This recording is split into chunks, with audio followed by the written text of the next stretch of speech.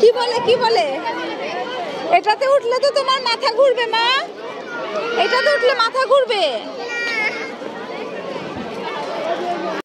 আমেনা বায়না ধরেছে এটাতে ওঠার জন্য।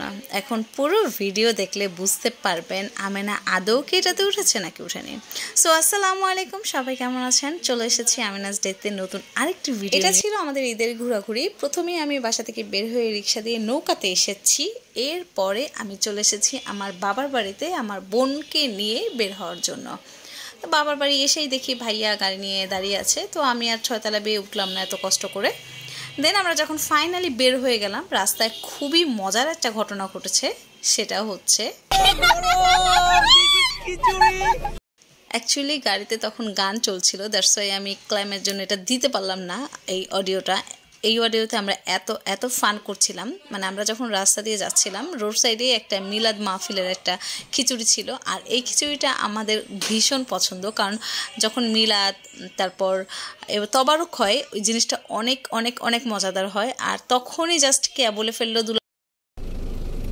দুলা ভাই আমাদের ইচ্ছা পূরণ করলো। আমাদের অনেক দিনের ইচ্ছা ছিল যে রাস্তায় বা কোনো বাহিরে মিলাদ হইলে সিন্নি হইলে আমরা ওইখানে যে খিচুড়ি খাবো। আজকে রাস্তায় দেখলাম খিচুড়ি দিতেছে, দুলাভাইরা বললাম আর গাড়ি থেকে নেমে সে খিচুড়ি নিয়ে আসছে। এমন দুলাভাই পেতে হলে আমাদের সাথে থাকুন। আমিনা, তুমি কিছু বলতে চাও কি? কিন্তু জানি না। ফাইনালি আমরা চলে এসেছি আমাদের গন্তব্যস্থানে। সেটা হচ্ছে আনোয়ার সিটি ম্যাজিক আইল্যান্ড। এইটা কেরানীগঞ্জের ভিতরে পড়েছে। আর এইটা ঢোকার এন্ট্রি কিভাবে কি সব কিছুই বলে দিব এই ভিডিওতে। তো আমরা ওই দিন অনেক ফান করছিলাম। শুরুতেই হচ্ছে আমেনা চয়েস করে তার পিঙ্ক কালার একটা টিউব নিচ্ছিল। সে অলওয়েজ পিঙ্ক পছন্দ করে সব ক্ষেত্রে। তো আপনারা যখন আনোয়ার সিটিতে ঢুকবেন, এন্ট্রি ফি হচ্ছে মাত্র 100 টাকা। আর যদি ওয়াটারল্যান্ডে আপনারা ঢুকতে চান, সেই ক্ষেত্রে পার পারসন 500 টাকা করে পড়বে, আনলিমিটেড। আর এটা অবশ্যই বন্ধ হয়ে যায় 5টার দিকে। 5টার দিকে পুরো ক্লোজ হয়ে যায়।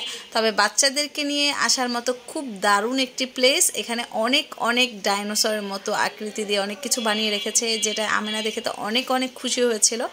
আমেনার সেটা অনেক ভালো লেগেছে। আর আমেনা তো এইটাতে ওঠার জন্য অনেক বায়না ধরেছিল, বাট এত ছোট বাচ্চা নিয়ে ওঠাটা খুব রিস্ক। কারণ আমি উঠতে পারি না, সেই ক্ষেত্রে আমার বেবি কীভাবে উঠবে। তো আমেনা যেটাতে উঠতে পারবে, অক্টোপাস, সেটাতে আমি ওকে নিয়ে বসেছিলাম। কিন্তু আমি এটাতেও ভয় পেয়েছিলাম। আমি ভাবছিলাম এটা কিভাবে নামছে, কিভাবে কি। আমি কখনো অক্টোপাসে উঠিনি, আমি বড়দের রাইডে উঠেছি। বাট আমেনা এখন উঠবে, কি আর করার, আমেনাকে নিয়ে আমি এটাতে উঠলাম। তো কারা কারা আনোয়ার সিটিতে এসেছেন জানাবেন, কেমন লেগেছে সেটাও জানাবেন।